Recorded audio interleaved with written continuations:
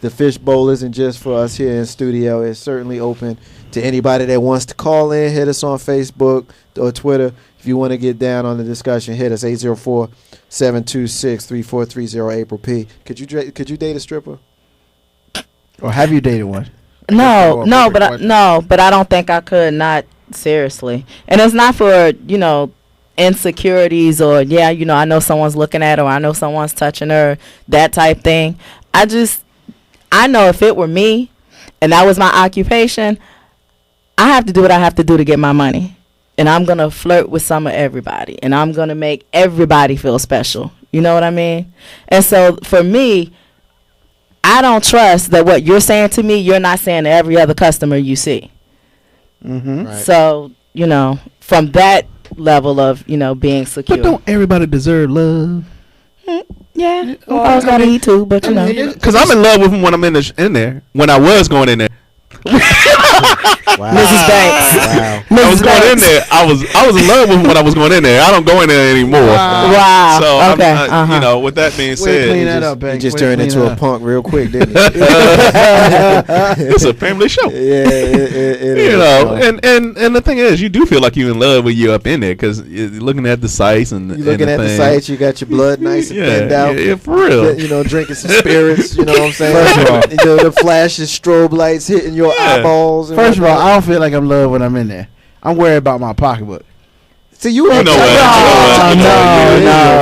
man, no. Because this is what you do. I'm gonna give you a little strip club. I'm gonna give you a little strip club etiquette right quick. This is what you do. Before you even go in there, set the pole you already budget. know what you're spending. You're not going in there with your, hey, I'm not gonna call nobody out. Please, y'all know this story, so don't call nobody out. But we know people that take their debit card up in there. Swipe their booty crack.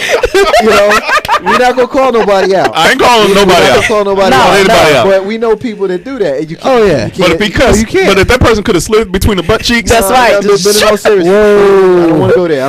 This ain't tip drill, dog. Listen, I don't want to go there. No tip drill. But I'm just saying, if you that person and you got that, then do you. But if you that person that you want to go, but you worried about your pocket, then what you do is, before you even go, you be like, look, I'm spending X, Y, and Z. And, if you smart, how much you spending got 2 digits. But if you're not smart, maybe it got 3 or 4 digits. I don't know how you rolling. But, but you go in knowing what you're going to spend. Oh, no doubt. And that way, your fun level will maintain itself. And just like when you go to the casino, when it's gone, you be gone. Yep. Be out. or you can sit over the shoulder of somebody But and feel like you're doing something. That's actually my tactic, to be honest with you. I use my 2 digits to drink. You know what I'm saying? I ain't for all that touching stuff. That just ain't my thing. It never been my thing. I agreed you on that. I ain't for all that. That's not what I'm looking for. I learned that from my big brother. My big brother took me one time, and I watched him. All cool, because in New Jersey they don't have no touching law. You can wild out if you want. Right. And I saw, my big brother take a dollar bill and fold that sucker up in so many pieces and put it down on the table and just kind of cool, smooth, like just push it with his pinky. And when I go, baby, I was like, wow. Okay. While everybody else is reaching over and they all grabbing and touching and pulling and tugging and all this kind of foolishness, I ain't for all that, big rule. I ain't for all that. Me either. Word. Me either. We kinfolk, man. Yeah, most definitely. That's what I'm talking about. I mean, that's way too much money going down. Here you go. Back to the money. He ain't understand nothing I said. I understand everything you said. Carl, he ain't hear me. Nothing. No, hold on. Just because I don't spend the cake, down me on eat the cake. That's what I'm talking about, sir.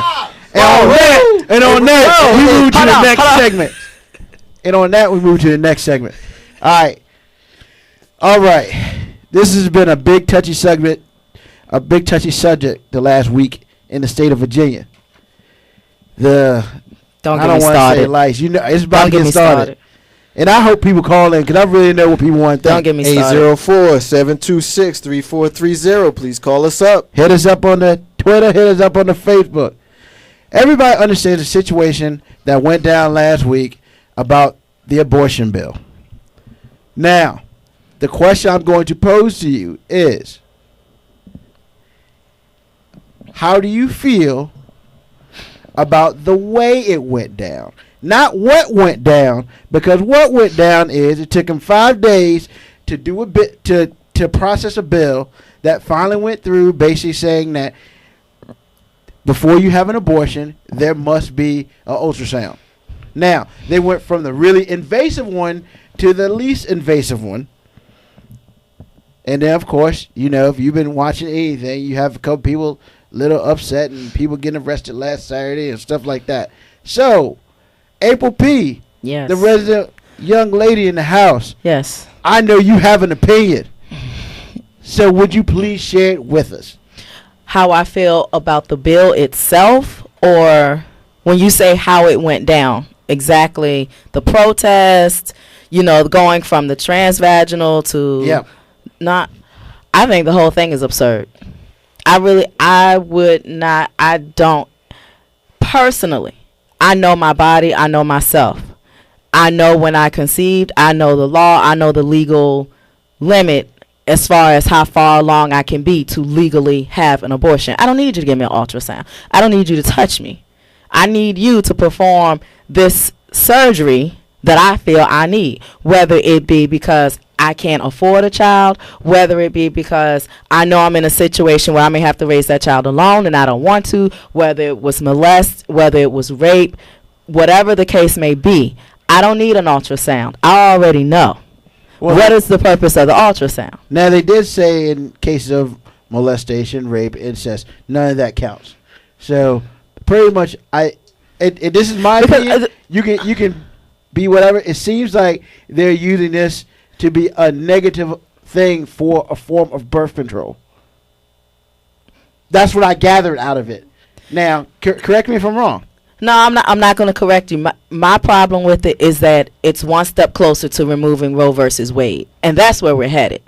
And that I don't agree with. And it appears in any way. And it seemed that they tried to bully it and through. They did. They tried to bully it through, and they're trying to attach it to a whole bunch of stuff. Right. When you're trying to repeal something right. as historic as Roe versus Wade, and you take away slowly, you try to take away a woman's right to choose what she wants to do with her own body by making it more difficult for her to do what she wants to do with her body. And when you say the way it was done, I feel that it was done in a bully, like they bullied their way through.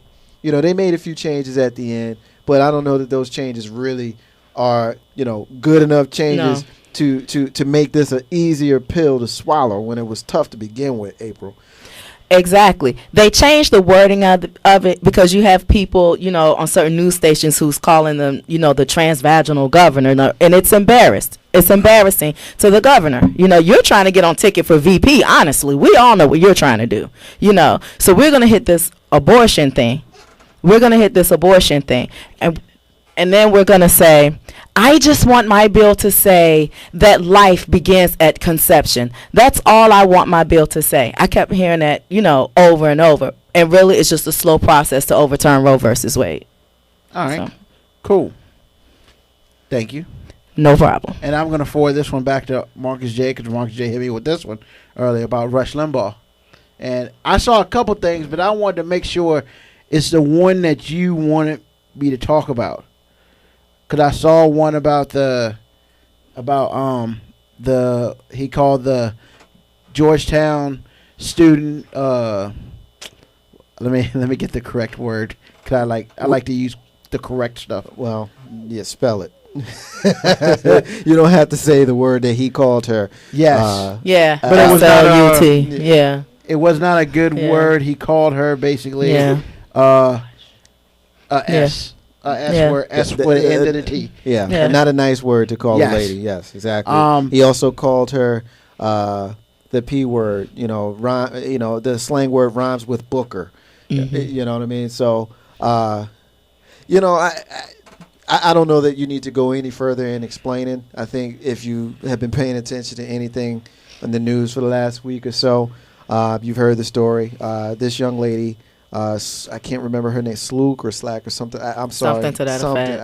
I apologize. I can't remember her name, but she went on Capitol Hill and basically went begrudgingly, from what I understand. She didn't even really want to go, but she went and she talked about women's rights, and she talked about her right to choose, and I think she alluded to a friend who was hoping to get birth control under their health care plan because this particular person wanted it for health reasons. And I guess Rush disagreed with that, and instead of attacking her argument, which would have been more than appropriate because that's what we do, that's what debating the issues are all about, he attacked her and he called her basically SLUT and a prostitute, basically, are the words that he used. And he saw no reason to retract that statement or apologize until he started losing sponsors. He lost about 12 of them in the last couple of days, and they've been running from him. And basically, he gave one of those, well, if I offended you, I'm sorry type of apologies, and basically said that he probably shouldn't have used those words. Now, I'm going to take kind of a different angle on this because I look at it like this. Rush Limbaugh has said a lot of crazy stuff over the years. This isn't the first time that he said something that's just so crazy that he's gotten himself kind of in hot water. But the difference is now everybody wants to have something to say about it. Sponsors wants to run to him. Sponsors wants to leave. He said something not so nice about a pretty little girl. No offense, a pretty young woman, I should say. I don't want to be disrespectful like he was. But he said something about a pretty girl. Now people want to be upset. But when he called the president a monkey, nobody had no problems with that. And when referencing slavery, he quote, I mean, let's face it. We didn't have slavery in this country for over 100 years because it was a bad thing. Quite the opposite. Slavery built in the South. I'm not saying we should bring it back. I'm just saying it had its merits. For one thing, the streets were safer after dark. End quote. Same person. And when he said those comments, I don't even think anything happened. Mostly because the looks on the faces of the people in the room, y'all may have heard it, but nobody ever did anything about it. Y'all just as frustrated about that as I am. So what do we do? What do we do? Do we sit back and we see only certain people get to be stood up for? Or do we say something when anybody is disrespected? We saw what happened with Don Imus. Mm-hmm. Don Imus said what he said about the Rutgers girls basketball team. And those people marched on him and he lost his gig. Now he's back on the radio, but real talk, he ain't nowhere near where he used to be. He ain't making the money he was making. He's on a little itty bitty radio station that nobody listens to. So these things can happen. You can march on these folks. You can not even really march. You know what? Take that march stuff back. Boycott they ass. You hear me? If you don't like the fact that Rush Limbaugh or Don Imus or anybody or Marcus J says something on the radio that you don't like, don't listen to them and don't support their sponsors. Period. He lost 26 advertisers as of today. Pretty much, he's about, unless he starts putting his own money into it, which he probably won't, he's probably about a month before getting canceled because he won't be able to afford to be up there at that point. Now, I agree, you boycott him and everything he stands for. Every advertiser that still pays for him, you get rid of him. That sort of thing. And furthermore, for us to even talk about this dude in a public standpoint is helping us, and I don't even appreciate talking about him. All he does is stupid stuff to make him get noticed. However, he messed up and did it in election year because then everybody's got something to say, as Marcus J said earlier. So he's done. I think he's done killed himself. All right, that's it. We're going to leave it there. That was the Fishbowl. We appreciate Big Rube. Anytime we get an opportunity to sit in the fishbowl with Big Rube is a good day. So we're going to take a moment, take a quick break. When we come back in about a minute or two, we're going to get into the closings and the rants. Marcus J, you know how Steppin, you back in a minute.